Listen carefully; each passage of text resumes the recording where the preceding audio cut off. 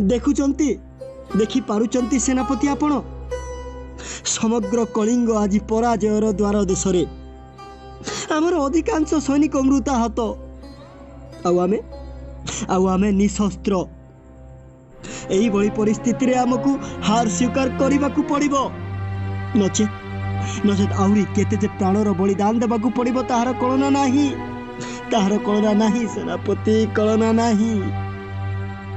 तेबे तमे कोन कहूच विरूपाक्ष आमे एते शीघ्र हार मानि जिबा ए कलिंग जाति कोन एते दुर्बल ना विरूपाक्ष ना आज मातृभूमि निमंते किछि करी देखाइबार समय आसीछि जे पर्यंत आम शरीर रे प्राण अछि आमे लड़िबा आमे निश्चय लड़िबा विरूपाक्ष आमे निश्चय लड़िबा। हाँ आपण ठीक कहिचंदी सेनापति आमे लड़िबा आमे निश्चय लड़िबा।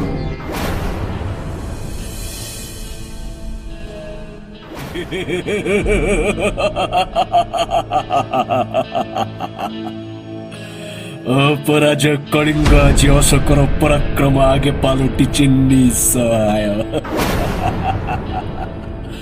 जो मौर्य साम्राज्यर शालीनता को कलिंगवासी दिने तुच्छ मन करथिले चक्रवर्ती सम्राट अशोक आज तार प्रत्युत्तर देछि।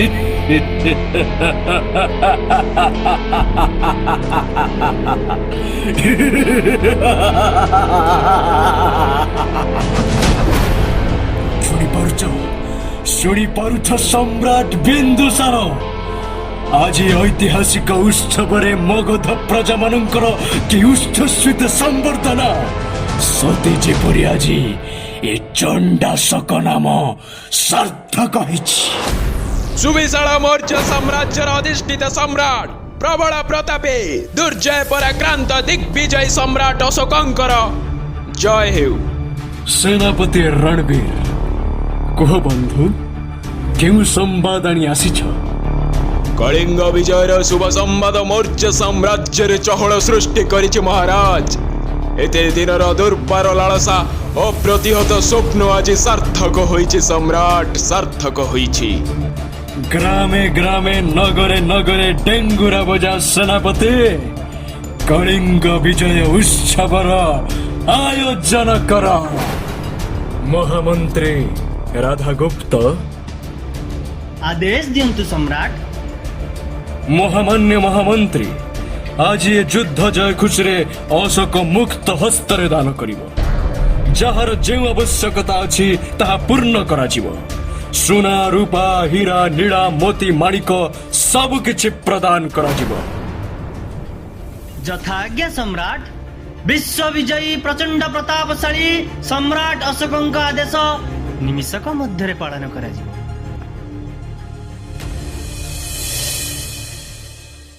बुद्धं शरणं गच्छामि धर्मं शरणं गच्छामि संघं शरणं गच्छामि। रणभूमि रे ईश्वर कहार किए सेपटे?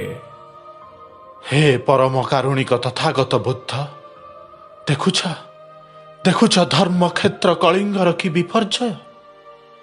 पुण्यभूमि कलिंगर सहस्र वीर संतान मानक शिर आज हिंसार तरबारी रे भूलुंठित होइछि। मदमत्त चंडाशोक नर रक्त रे स्नान करुछंती। तांको सद्बुद्धि प्रदान करी तांको मंगल विधान रे सहायक हुअन्तु प्रभु सहायक हुअन्तु।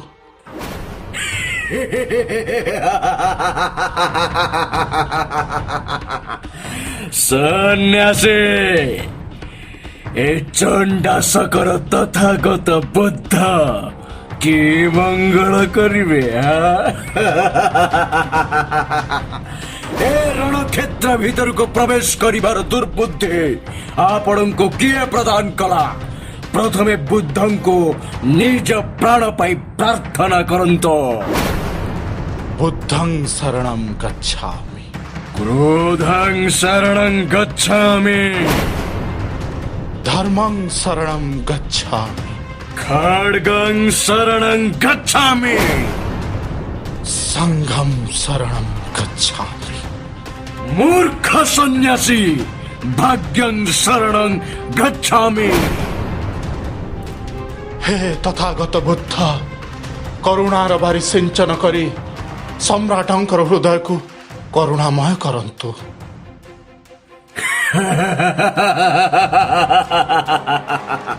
बा चमत्कार आशीर्वाद सन्यासी। क्षमा करिवे सम्राट, प्रजानुरक्ति ही राजधर्म। प्रजा को संतान भली पालन करिबा राजांकर कर्तव्य। हेले प्रजा संहारर इतिहास भारत भूमि रे प्रथम थर पे आरंभ होला। मगध सिंहासन रे एहा एक कलंकित कीर्ति। सन्यासी, युद्ध राजधर्म, युद्ध क्षत्रियर धर्म। युद्ध केवल ध्वंस आनेनि, ताहा नूतन सृष्टिर सहायक मध्यम। हेले निरीह निरापराध लोकों को हत्या करिबा कोन सम्राटंकर धर्म? ए सारा संसार युद्ध संघर्ष मध्यरे बंचिची सन्यासी, ताकू हिंसा कहि सेतिर निवृत्त हेबा केवल का पुरुषतार लक्षण। असंतु महाराज, युद्ध शिविर मध्यरु थरे बाहर को आसी देखंतु।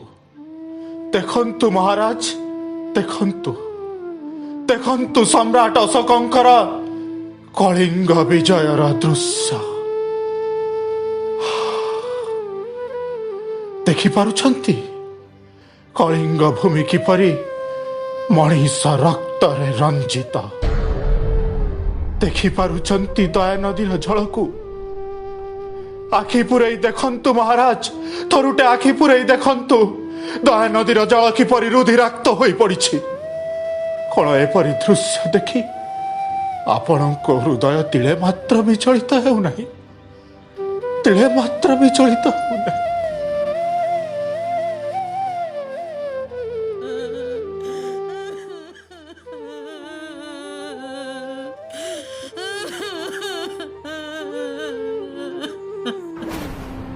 महामंत्री राधा गुप्त, किए किए एई नारी?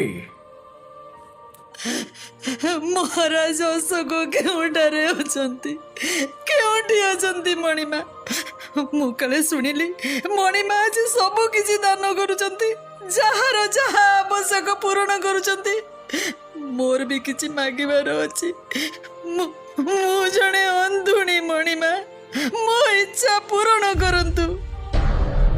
निसंकोचरे प्रकाश करंतु। मु हेली सम्राट अशोक। आपणकर समस्त इच्छा को पूर्ण करने को मु प्रतिज्ञाबद्ध। केवल आपण कहीं आज समस्त प्रजा मानकर मनोवांछा पूर्ण करा जिवो। सेनापति, ए वृद्धंकर जहा आवश्यक धन रत्न भूमि तांको तत्क्षणात् प्रदान करा जाऊ। यथा आज्ञा सम्राट, अविलंबे आपणको आज्ञा पालन करा जिवो। मणिमांकर जय हो। मणिमा, मोर धन रत्न लोड़ा नहीं। जदि पारुचंती युद्ध रे प्राण हरैतिबा मोर एकमात्र संतानर जीवन फेरे दियंतु मणिमा। मु खुशी खुशी एटू चली जीवी। असंभव कि प्रकार प्रलाप करुछंती आपण? प्राण दान कौन केबे संभव पर? आपण अन्य किछि मागंतु।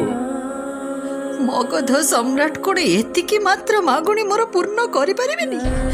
जदि आपणक पाखरे दान देबार क्षमता नहीं, तेबे मिछरे डेंगुरा पिटुथिले काहींकी?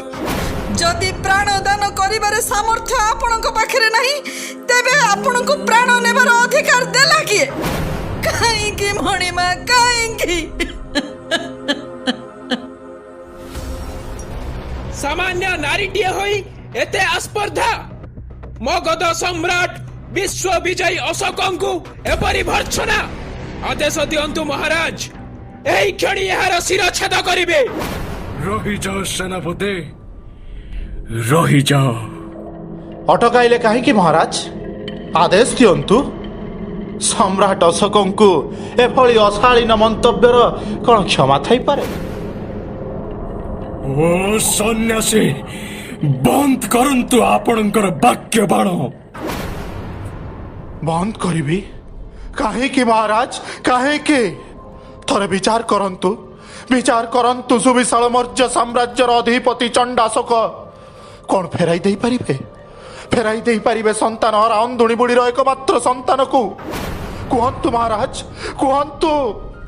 ଫେରାଇ ଦେଇପାରିବେ କଳିଙ୍ଗ ଯୁଦ୍ଧରେ ପ୍ରାଣ ହରାଇଥିବା ସେହି ସୈନ୍ୟଟିର ଜୀବନକୁ, ଯାହାର ନବବଧୂଟି ମୃତ ସ୍ୱାମୀ ଶବ ନିକଟରେ ବସି କାନ୍ଦୁଛି? ଉତ୍ତର ଦିଅନ୍ତୁ ଚକ୍ରବର୍ତ୍ତୀ, ଉତ୍ତର ଦିଅନ୍ତୁ। ନା ନା ନା ନା ସନ୍ନ୍ୟାସୀ, ମୋ ସମସ୍ତ ଶରୀର କମ୍ପମାନ ହୋଇ ଉଠୁଛି। ଆତ୍ମଗ୍ଲାନିରେ ମୁଁ ଆଜି ଜର୍ଜରିତ ସନ୍ନ୍ୟାସୀ।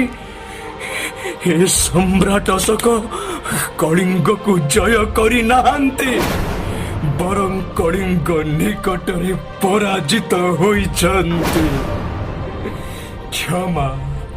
କ୍ଷମା ଦିଅ ଉତ୍କଳ ସନ୍ତାନଗଣ, ଯେଉଁ ଦୁର୍ଦାନ୍ତ କଳିଙ୍ଗର କଳାମୟ ପ୍ରାଣରେ କାଳିମା ଲୁପି ଦେଇଛି। ସେ ଆପେ ଆପେ ଆଜି ନିରସ୍ତ୍ର ହୋଇ ଧରା ଦେଇଛି।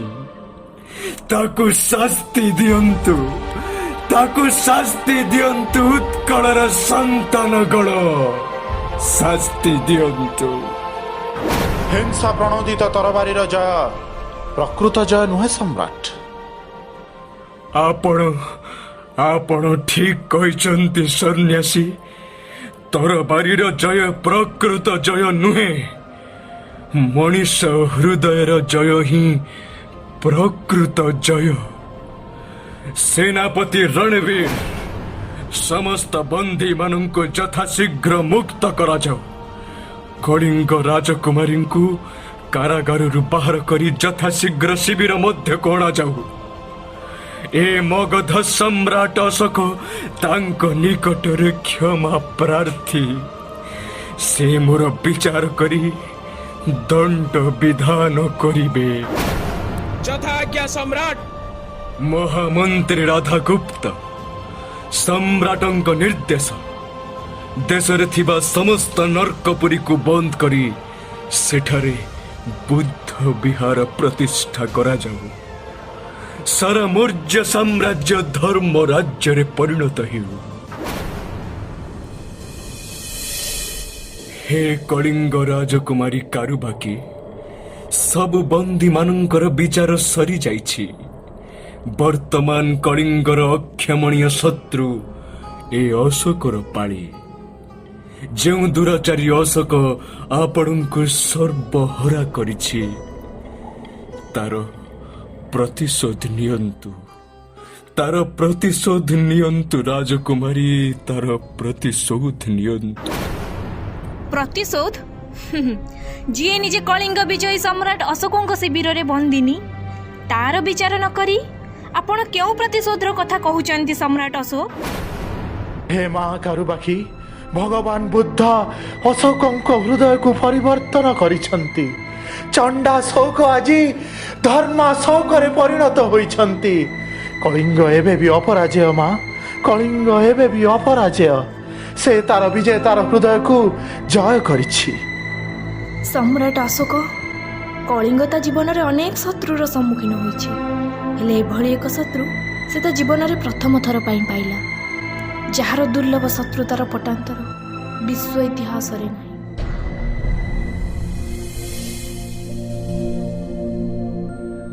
ହେ ସନ୍ନ୍ୟାସୀ ଶ୍ରେଷ୍ଠ, ଆପଣଙ୍କ ପ୍ରଦର୍ଶିତ ଧର୍ମ ମାର୍ଗ ମୋତେ ସହାୟକ ହେଉ।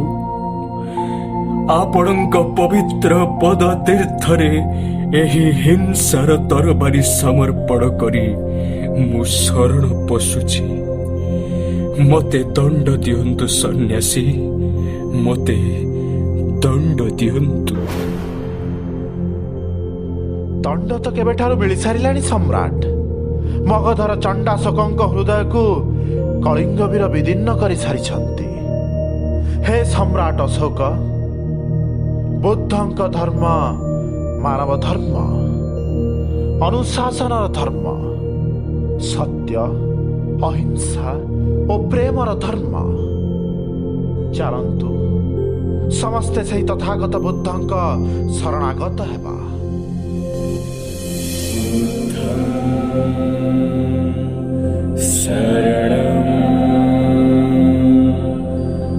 गच्छामि